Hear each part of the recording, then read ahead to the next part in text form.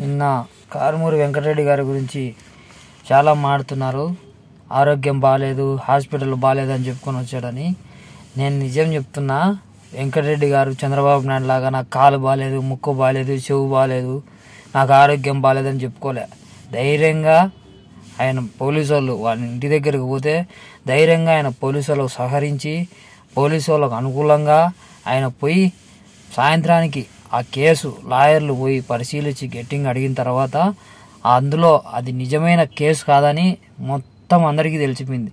సిగ్గుచేటు చంద్రబాబు నాయుడు అనే వ్యక్తికి.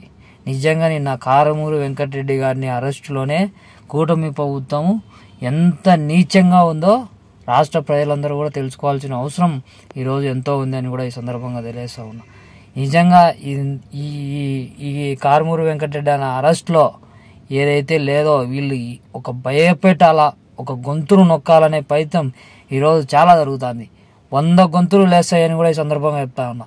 కారుమూరి వెంకటరెడ్డి అన్న అరెస్ట్తో ఆగుతాయంటే ఆగవు. కారుమూరి వెంకటరెడ్డి అన్న ఏమన్నా ఆగుతాడా? ఇప్పుడు ఆగితే వైఎస్ఆర్ పార్టీ కార్యకర్తనే కాదు, చూసుకుందామని ధైర్యంగా మాట్లాడుతున్నారు. జగన్మోహన్ రెడ్డి కోసం ఈజ్ ఆల్వేస్ డైహార్డ్ ఫ్యాన్స్ ఉన్నారు. గుర్తుపెట్టుకోవాలని కూటమి ప్రభుత్వానికి నేను ఒకటే చెప్తా ఉన్నా.